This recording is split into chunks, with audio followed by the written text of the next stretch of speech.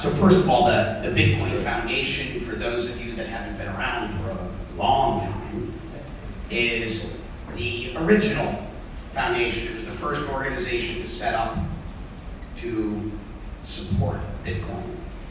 Gavin Andreessen had been given the role of the successor of Satoshi, had taken in the keys, and the early largest contributors formalized this organization really through 2011 and 12 and 13 to provide for all the advocacy, evangelism, technical development, all development of Bitcoin basically happened through this org.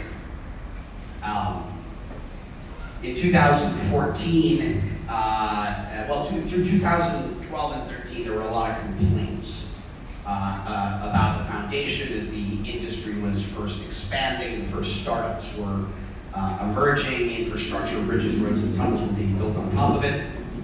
And because of the work that I had done in founding a new company every 30 to 60 days, every 45 days through 2013, and then starting blockchain capital to fund all your Coinbases and Bitcoins and Krakens and all the things. There were two types of board members. There were industry elected members and community elected members. And people had concerns about the Bitcoin Foundation and how much power it had, because it kind of controlled all development of Bitcoin, much more than Bitcoin Core has today. And all the CEOs said, Rob, we need you to go in and run for office and join the board and fix it. I'm like, why me? And they're like, because you're the only one that can do it. I'm like, okay. Eventually, enough people twisted my arms that I ran. And in the middle of the election process for that board, this is when the Bryan Singer and all the madness stuff happened. It's like, oh God, of course, like in the middle of an election, I go through a complete crisis management PR situation, but despite it all, I still won the election. And so I joined the board.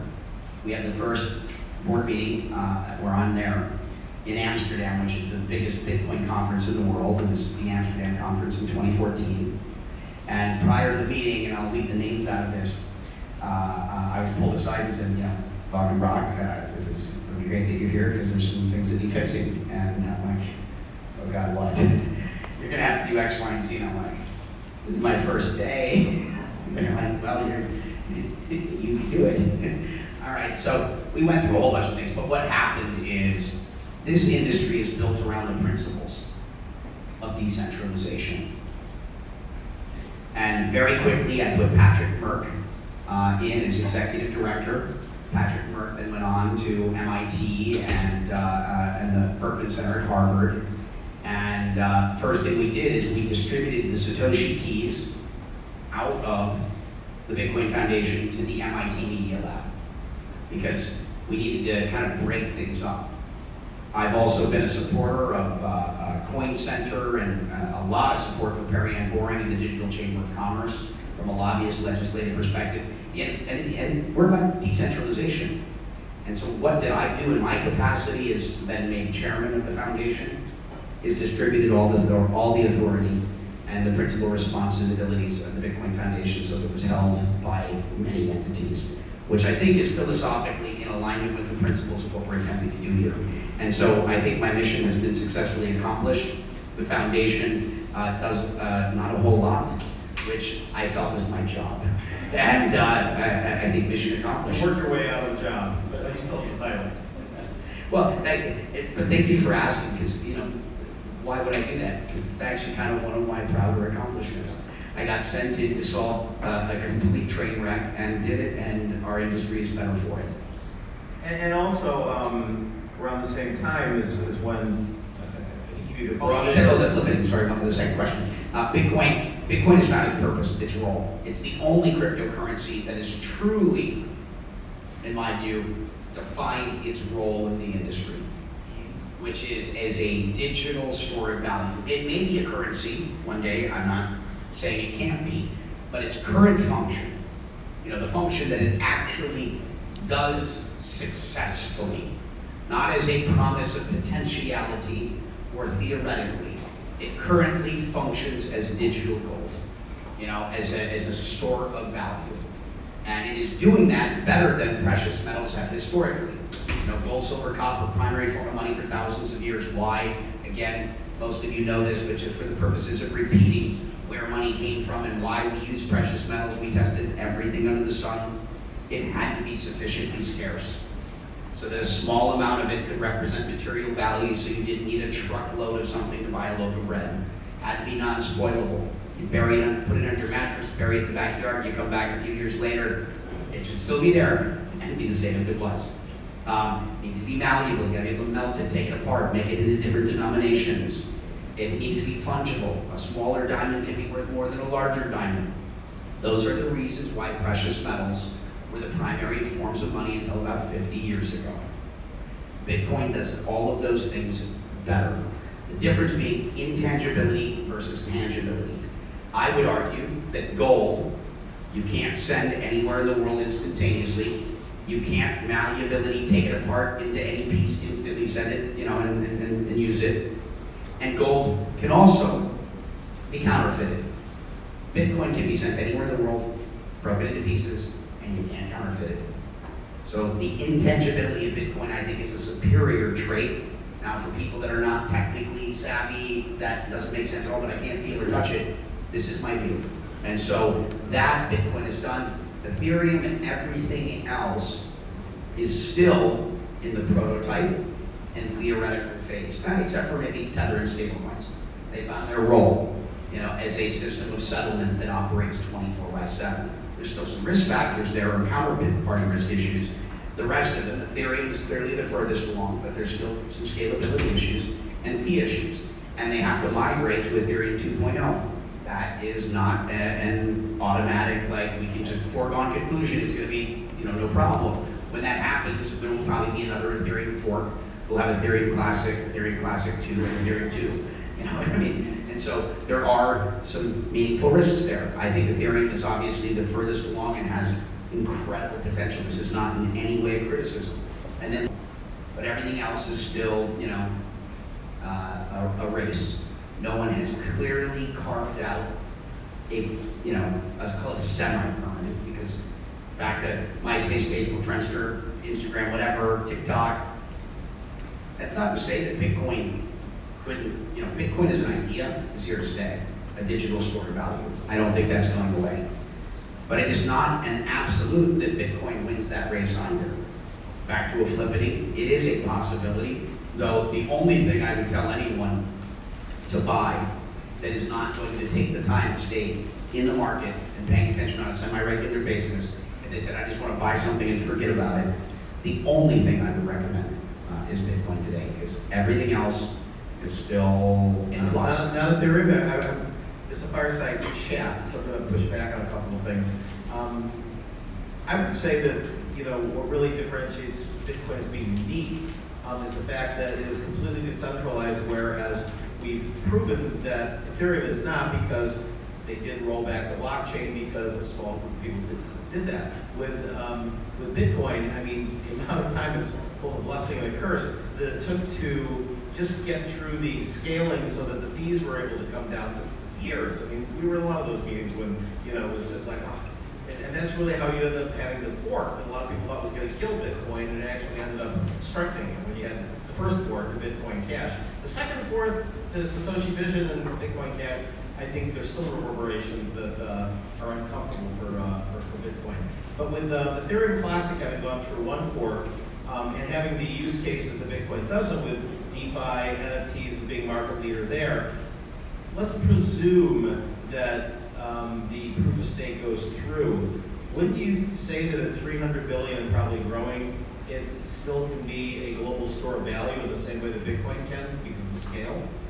The answer is yes. But Bitcoin is already, I think, taken on that role. If you've studied startups or any of these things, and this concept of a first mover advantage, you're first, you're king of the mountain, queen of the mountain. And when you're second, you have to convince everyone why you're better, even when you are. And that is not necessarily an easy thing.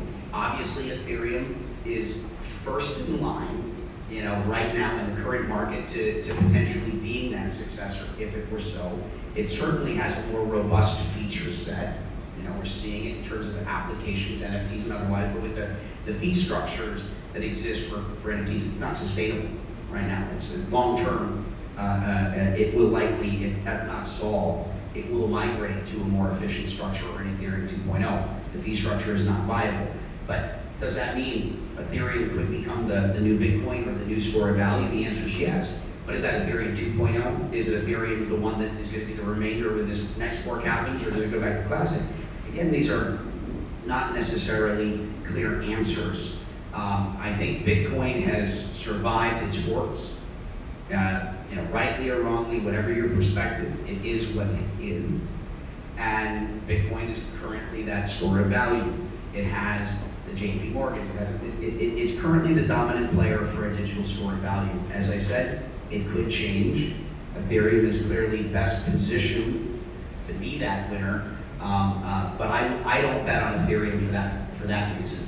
My interest in Ethereum is in broader functionality and the things that we can do beyond just the store of value, because I believe that this technology, the underlying technology changes everything. Our system of governance, our democracy as we know it, changes everything.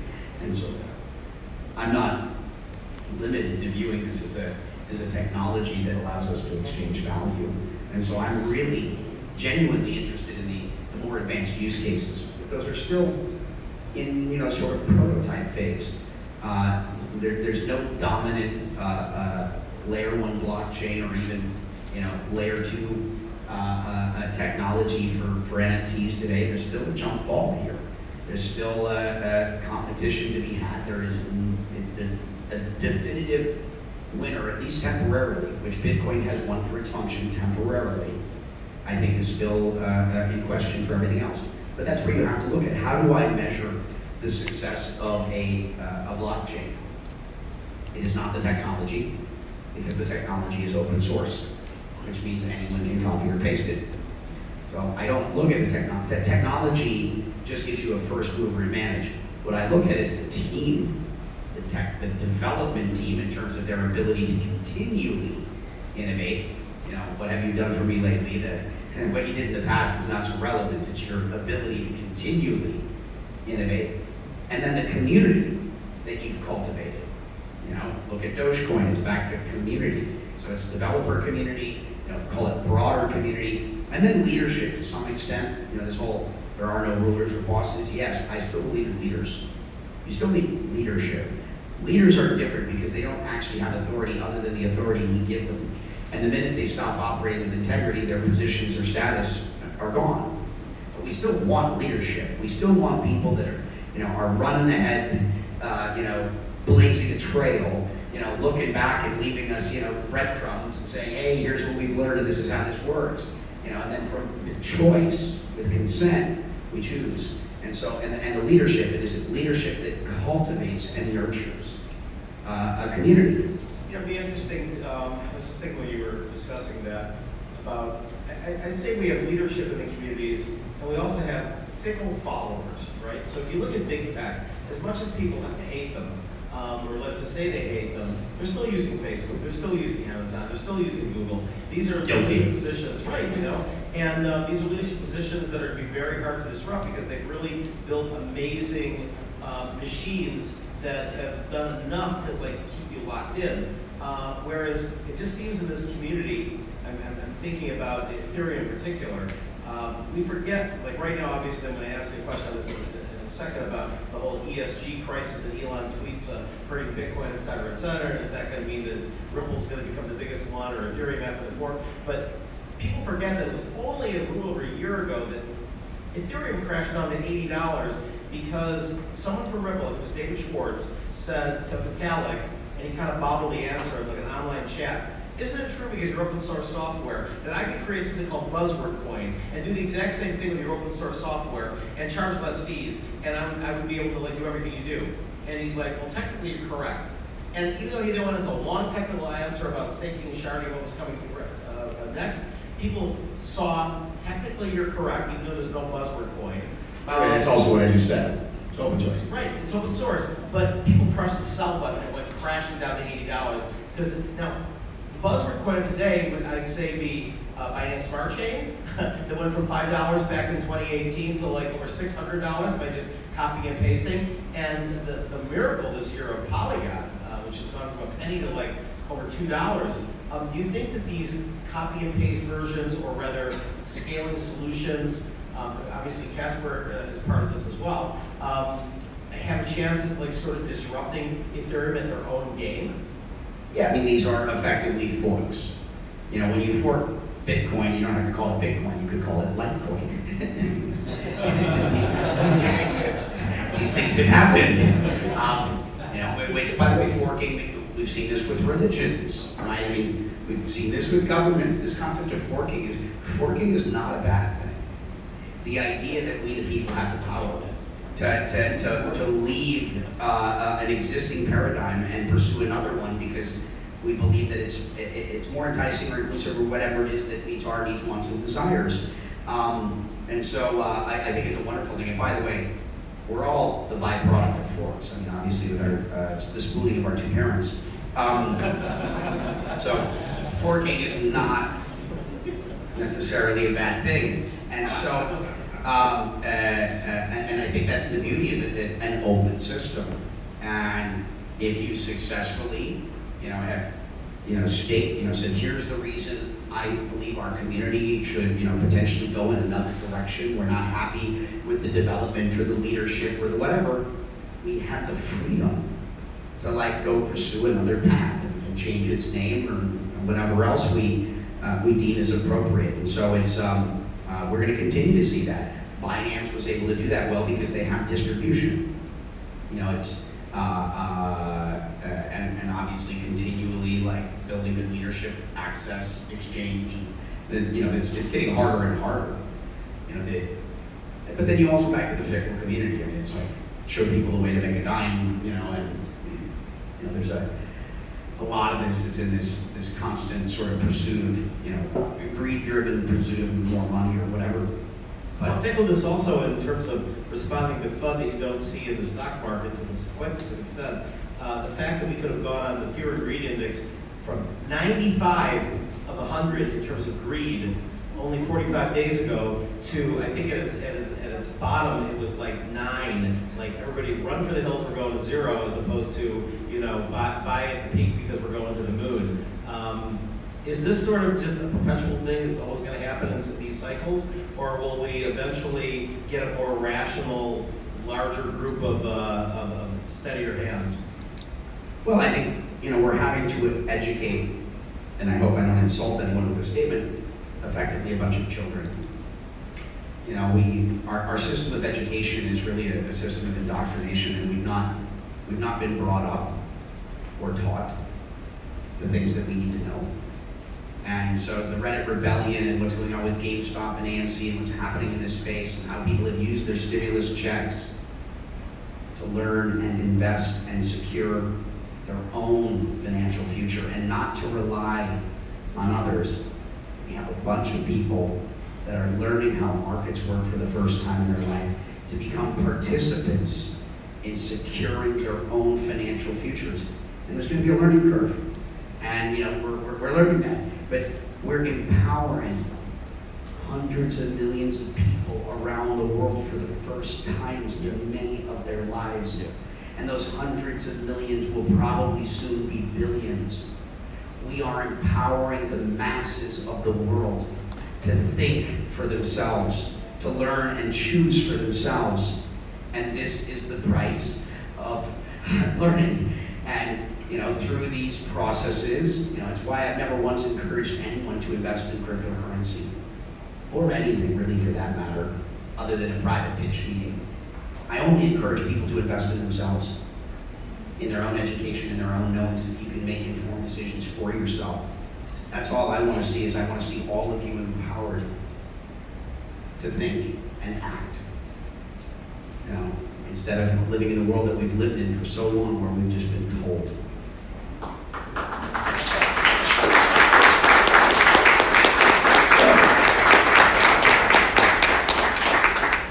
Or as they said back in 2013,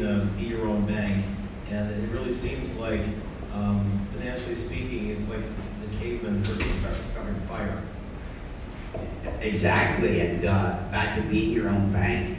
Let's just talk about the power, the impact of the work that we're having here. I mean, we're educating the masses, we're empowering them, but let's not forget about the system in which we live in. This is not to place blame, we just had Memorial Day. I think it's so important to give thanks to our ancestors and all of the messed up world that has enabled us to be here right now. It is a miracle that we're alive. It is a miracle that we're present. By impossible odds, we are all here. And so the question is, what are we going to do now with the time and the gift of life that we've been given? And one reminder is that 4 or 4.5 billion people on the planet are on or underbanked. And it's not that the banks are the bad guys. It's that the incentive structure of the world is broken. Don't hate the player, hate the game, right? The system is broken, that it is unprofitable with the fiduciary duties and the regulations and things that exist to bank the poor. And so 4 to 4.5 billion people have basically been left out. They're not included. They don't have the financial tools necessary to have life, liberty, and the pursuit of happiness. $4 or $4.5 billion. And because of the tools that we're building, because of these systems, we can create ubiquitous financial inclusion in the world. And then you take things like DeFi.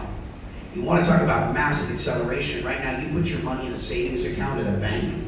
That was my next question, so let's pivot right to it. What are, I noted all your accomplishments in the past. Right now, clearly the two hottest markets for innovation are DeFi and NFTs. What do you see of the impact in the next 4 years or so for those two, and what are you doing in those fields to innovate? Well, just because the last conversation was principally focused on NFTs, I'll go there second since I was already starting with DeFi. I've done a lot of things, and I'm not going to bore you with my entire resume. We need the rest of the afternoon because I just got to do it. I like to do things, but I principally only do things that have never been done before, or they haven't been done well. I'm not interested in competing with anyone. I'm interested in helping everyone. And I only do jobs that no one else will or can. Really just to help show you the way. To put the model out there, to blaze a trail, and then like, hey, come out. I don't care whether I win. I care about us winning. It's about all of us. We share one planet. We're all in this together. And so, back to what's going on in DeFi. I was busy running for president last year, and I've been busy trying to develop the skills to assist in the development of, helping the part of the United States that's suffered the longest and the most, Puerto Rico. And so I've not had to lead or pioneer in every segment. And so in the area of DeFi, though, stepping away from myself, I want to just point out like the data that makes this so important. If you put your money in a savings account at a bank, you might have negative interest, maybe 1%, maybe. And this is not yield farming. Let's just talk digital dollars, right? Like apples to apples with the existing or old financial system versus the new parallel, financial system. You lend out a digital dollar, Tether, whatever it may be, in this new system, you're getting a 6 to 10% yield. Let's just give them the benefit of, let's call it 1%, 6%, maybe 10%. It's a pretty big difference. And then you say, well, how can this be? That doesn't sound sustainable, long-term, maybe an issue. No, it is. The reason why is when you put your money in a bank, you have to pay for all the physical space, all the employees, bonuses, commissions, regulation, compliance, all of that.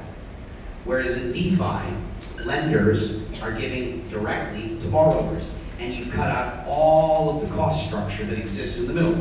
And that cost structure is probably 5 to 9%. But rather than all of that going for the overhead of these old institutions that are not optimized to the present reality, we're disintermediating. This is sustainable. There's 58 billion as of, a few days ago, last I checked, locked up in these contracts. But and you've created systems that are an order of magnitude better than everything else, we're going to see 10x growth, but back to that 4.5 billion people that don't have access. All of a sudden, people that are in the on or underbanked segments of the world are going to have access to banking or mobile banking, financial tools and solutions with better yields than anyone in the world. And micro-lending.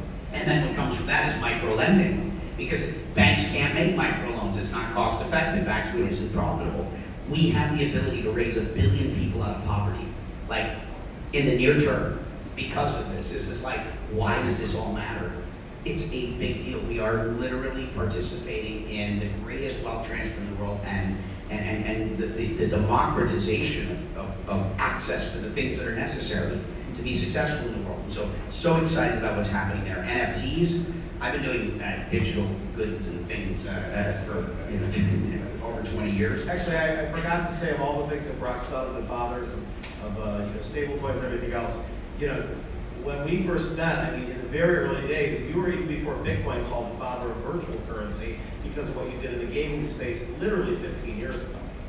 Yeah, so I grew up collecting, Magic the Gathering cards and playing, trading baseball cards and playing video games. I mean, kids that, grew up in the 80s and 90s, probably not much different today, but, the first generation really of kids to have access to these things, young kids. And in 1999 is the first games were really becoming networked, where you had persistent worlds, massively multiplayer games, virtual countries, however you want to envision them. Because those assets were persistent, they, inalienable, they started to have value. And so I really became the main market maker for digital currencies and assets inside of things like World of Warcraft and Second Life.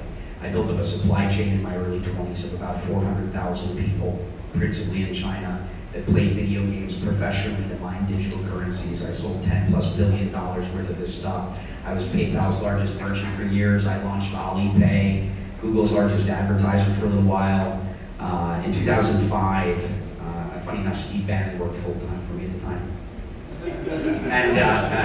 And because of that, Goldman Sachs Principal Strategies became my main investor. I'm 25 at the time. And they came in to look at what I'm doing, and I'm managing currencies across basically the equivalent of 3,000 virtual countries. And this is GSPS, the most profit. This is 40% of Goldman's profits. This is the prop desk. They looked at this and they're just like watching what I'm doing. They're like, you're managing something more complicated than the global financial system in many ways. They're like, we don't understand completely, but we need to be following whatever it is this. And so I was the first ever private investment from GSPS. And so I had a background in this sort of stuff. Now fast forward through what happened as we started running these types of experiments in the real world with stuff like this. My partner's William Quigley, who I did all the virtual currency stuff, and eventually set Johnny Access. William Quigley, who led PayPal stuff from Clearstone. We started working on some of the early NFT stuff. That became a project called Wax. I didn't run with it. Before that was Reeve Collins, my CEO at Tether, my dear friend and my wedding, Eric Boulier, put together, helped them put together Block V or Atomic Atoms. These were the two first, call it, I'd say, NFT platforms. And so I'm like a doula for creation. And so what happens is I help facilitate the birth of things, and then I run off to do the next thing, and then 2 or 3 years later I come back to see how things are doing and try to fine tune them. Sometimes shake my head, walk away, go, oh God help us. And sometimes I'm just cheering them along.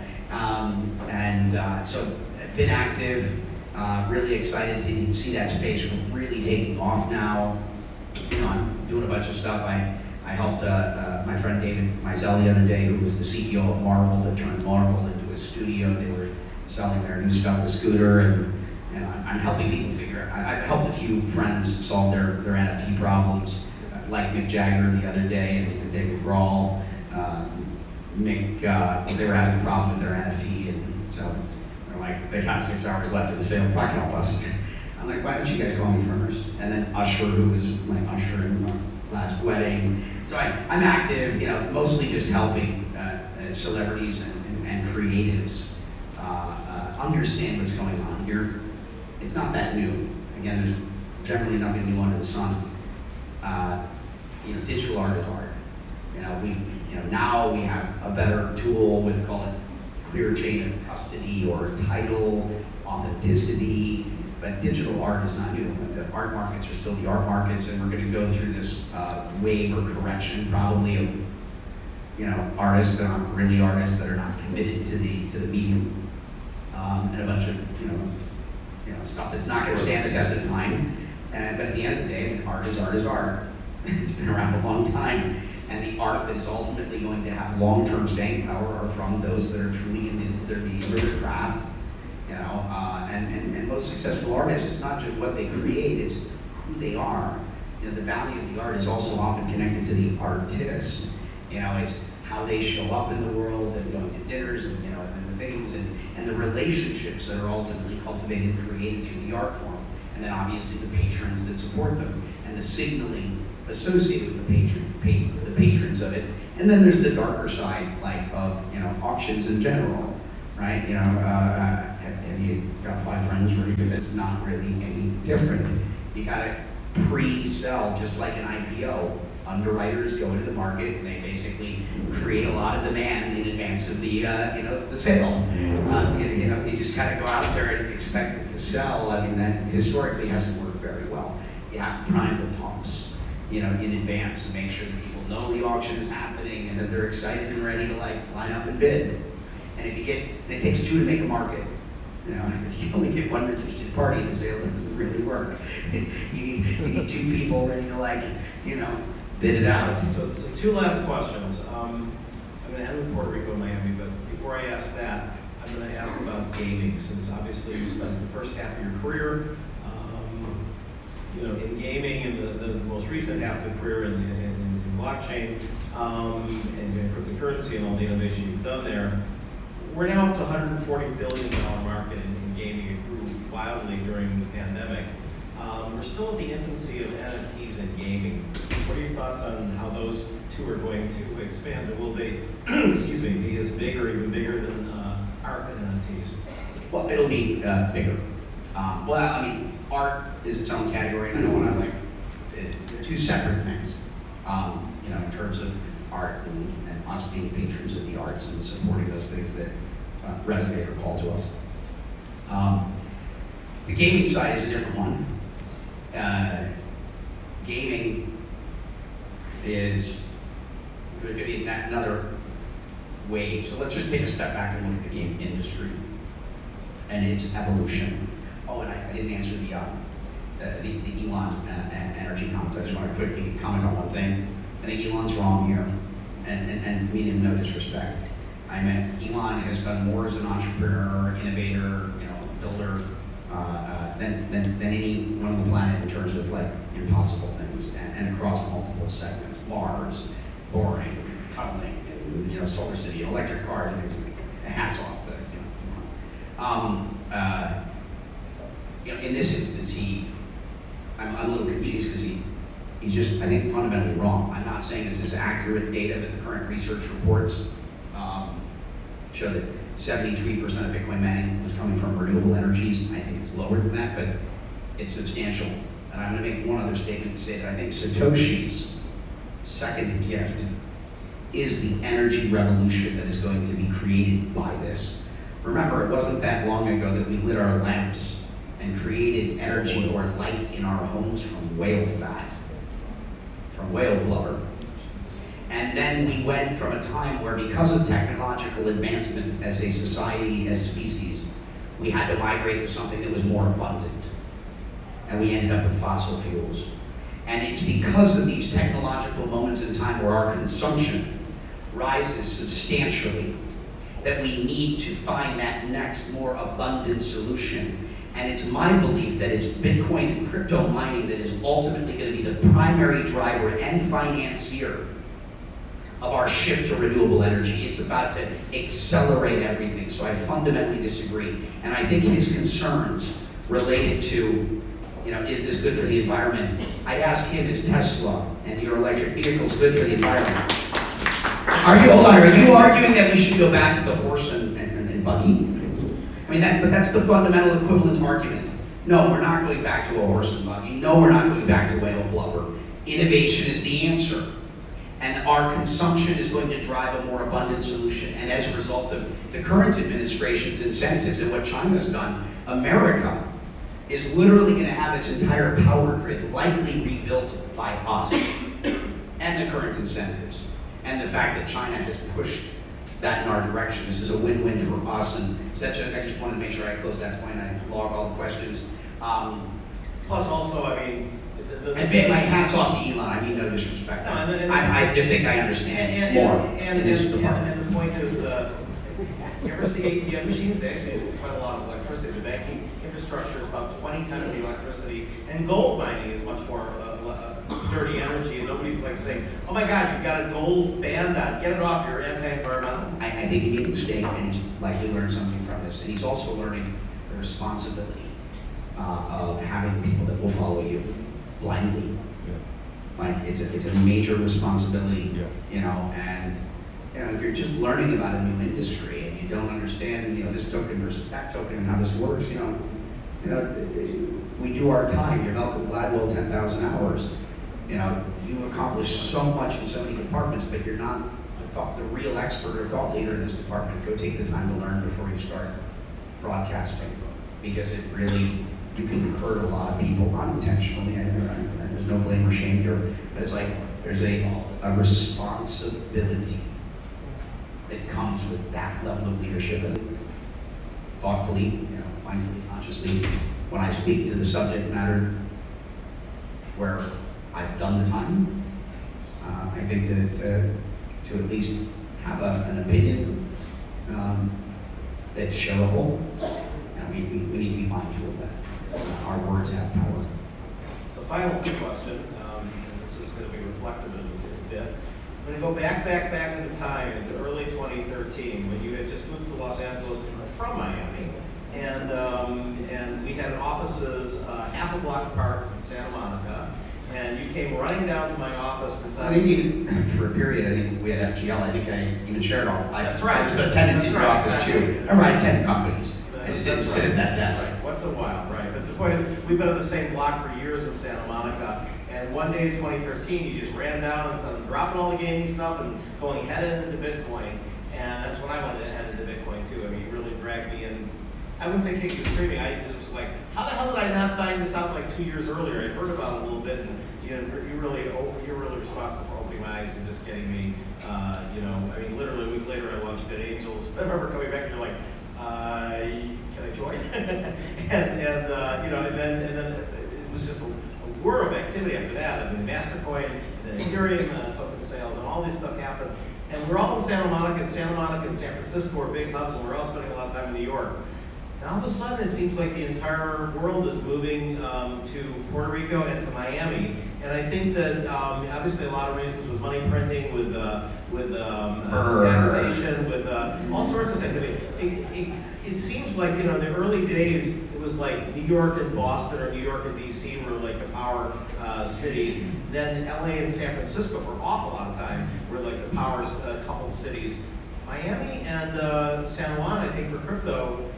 Really have that opportunity. Your thoughts?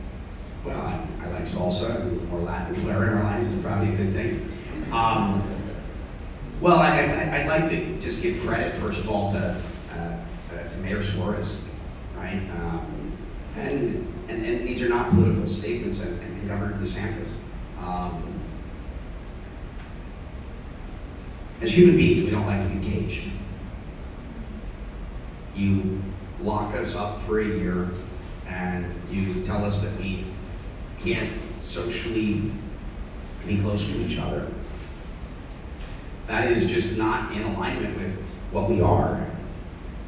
We are highly connected social creatures that need human interactivity. I don't care how much of an introvert you are, we depend on it. And there's a few things going for Miami. One was the fact that they opened. And the future belongs to the bold, despite the rest of the world all disagreeing with that strategy. Pioneers get criticized for their contrarian activities and beliefs. It requires a great deal of courage to challenge the status quo. This is not a political statement. This is just now we have the benefit of hindsight. So you got that freedom, the ability to live our lives, and pretty good quality of life. Miami's is a nice place. Combined with one of the other trends, we've been moving towards a more distributed virtual workforce, and this being locked up and not being able to go to work has accelerated this ability to work from anywhere. Combined with the fact that states and nations now need to compete around cost of living and taxes, and Florida not having a state tax, they definitely capitalized on this, and we've watched many of the best and the brightest from all over the country move to Florida. Florida has, to find its place, as the potential future capital of capital itself. It's gone from a tier 2 venture market to it's now on track to be tier 1. A lot of the best and brightest from Silicon Valley have moved here. In terms of financial, the Ken Griffins and Citadels and whatever you think of it, but they're the big dogs are moving here, and it's a small relative to what New York has, but from a trend perspective, just follow that trend through. Miami is now going to be one of the most important cities of the future. I'd say this is the most important city in the United States right now. It's the new melting pot of cultural, intellectual, social, financial, innovative. It's up, and it's the leadership, and it's when the public and private sectors learn how to work harmoniously.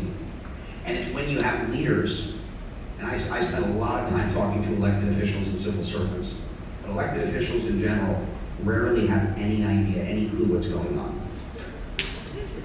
Just generally out of touch with reality. But it's also not to blame them. They're busy. They've got lots of things. They have to learn how to get reelected, and they're preoccupied with the whatever circus we've created, and which we're also responsible for.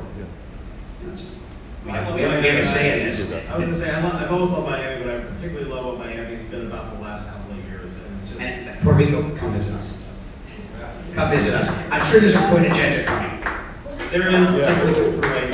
There'll be the 5th annual Coin Agenda. It was the first conference in the Caribbean, and it's going to be a week after. We've now moved it from being in the spring. Part of it was because of COVID still being kind of locked down, but I think it's going to be a permanent move.